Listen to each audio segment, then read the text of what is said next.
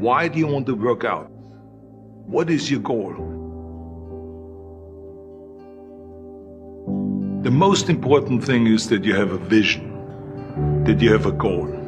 Because without that vision and without that goal, again, you're drifting around and you're never going to end up anywhere. People don't become successful just by accident. You know, I mean, maybe the guy that found gold in California and started the gold rush, but don't count on that. That's a one in a lifetime kind of a situation. So you got to really have a specific goal. And to me, to have that vision that I want to be Mr. Universe, that I want to be the greatest bodybuilder of all time. That was a great vision, and that specifically to look like Reg Park and to be up there on that stage and to lift the trophy overhead and to win the championship over and over and over again. So that was a great goal. You have to have a goal. Now, it doesn't have to be that specific goal, but it has to have some goal. This is why I always recommend to people, sit down, take your time, and start thinking about, why do you want to work out? What is your goal? And then it can be as crazy as it is. It could be, I want to impress girls.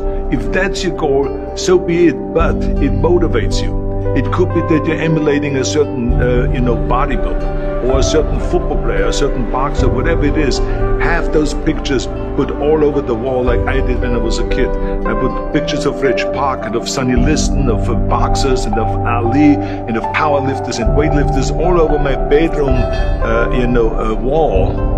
So that every day when I go to sleep, every day when I wake up, I look at those pictures and they motivate me. You need that motivation, and then therefore you have this kind of imprint in front of you all the time, and you know exactly what you're chasing.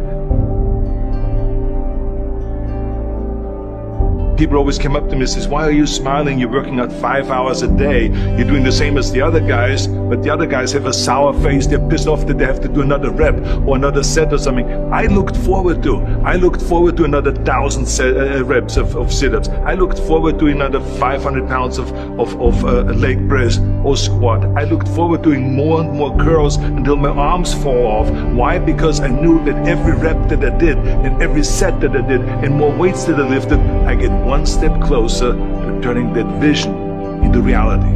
So I was turned on by that. I was excited. I couldn't wait to get to the gym.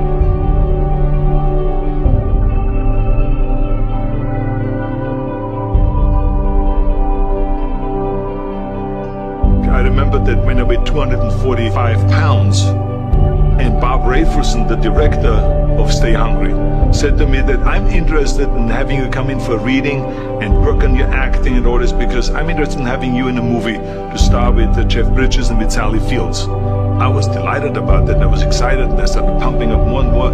And then he said, but I don't want you to weigh more than 210 pounds. You want me to be in the movie, but I'm weighing 245, 246. I say, I just won the Olympia, I say, which was 1974, and I was really at my biggest. And but he demanded that, and he says, look, it's very simple.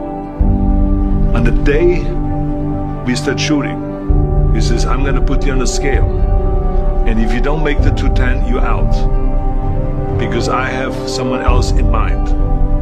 And I worked on it. I started visualizing myself very clearly as a lean athlete, because that's the only way I could lose that weight and all of a sudden get interested in running more, because up until that point I ran like 3 miles after training or before training or whatever, but now all of a sudden it was 5 miles, 6 miles, 7 miles, 8 miles, and they even ran mini marathons in order to lose the weight, and I did everything with high reps, and I was watching my diet, what I eat and all those kind of things. And but the day before, I remember we went Birmingham, Alabama. The day before I was at the YMCA with Bob Rafelson. He was swimming and I was working out and I was running. There was a track there and I was running. He says, let's step on the scale. And I stepped on the scale and I weighed 209. So it just shows you what is possible if you visualize exactly what you want to look like.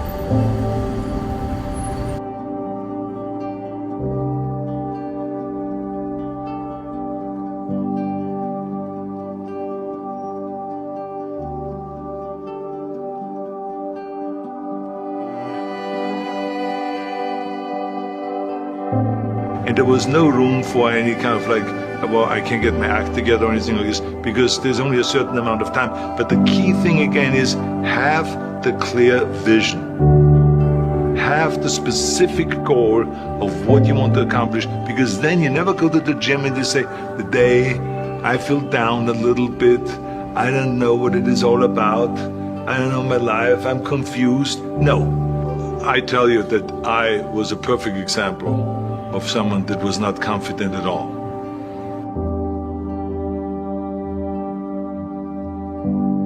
I mean, when I was a kid, I was just like any other kid. I had my hang-ups and problems and all this. But when I joined the weightlifting club and I won my first little trophy because I did the best clean and jerk, and then we went to another meet and I won another little trophy, I started feeling like somebody. But the bottom line is, everyone can use the same method, because I used it in politics, I used it in making money, I used it in everything that I've done in the movie business. When you have one little victory, little victories add up, and that is what gives you then ultimately confidence. Well, for me, the most important thing always to have a deadline. So when I, for instance, had a competition, and let's say the competition was in the middle of September, and it was now beginning of summer, so there was no more time to screw around. So there was the time now to get going on a diet, to get going with the training, to not slack off at all, because there was a deadline there. The day of the competition, I had to be in the best shape possible. And I knew that if I come to the competition and I lose because I did not schedule my training the proper way, or I didn't have the right frame of mind, or I didn't give everything, literally worked my butt off, I will be just so angry. So I never wanted to be in that situation. So this is why it was very important to pick that time and to say, this is when I have to be in top shape, and then to work towards that. But it's not just with the competition. I mean, it's the same in the movie business. I mean, to me, it was always a big advantage when I said, okay, my movie starts on April 1, and I have now 3 months, so I have to get really in great shape. So you pick those times. It could also be that you have no movie and you have no Mr. Olympia or no Mr. America, no Mr. Universe coming up or any of those things. But you say to yourself, the summer starts in June. I'm going to go to the beach in June. And at that time, I'm going to be in great shape. So that creates an urgency that makes you really start training hard and taking it seriously. Because if you don't have a specific plan, then you wander around. I mean, you can have, as I've told you many times, the best ship or the best plane in the world, but if you don't have a specific goal where you want to go and when you want to get there, you just drift around and you never get anywhere. So this is why it is so important to create that urgency and have a specific time when you want to be in shape. Well, I mean, look, everyone has a problem with time, but the day is 24 hours and we sleep 6. Now, I know there's some out there that say, whoa, I need 8. Well, I say just sleep a little faster.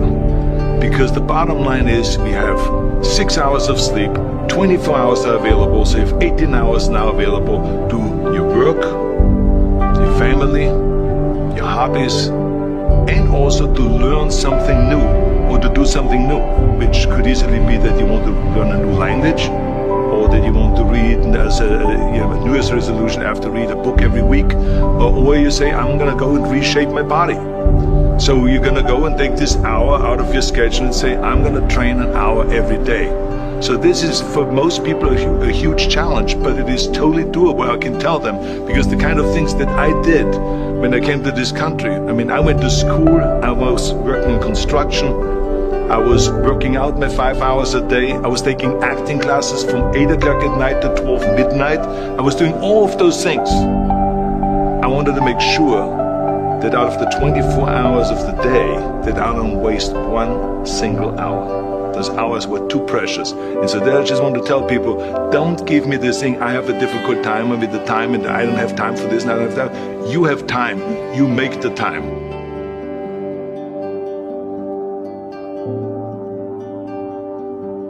I hate Plan B. And I tell you why. Because we have so many doubters as I've said earlier, the no-sayers. We have so many of those people that say no and you can't do it, it's impossible.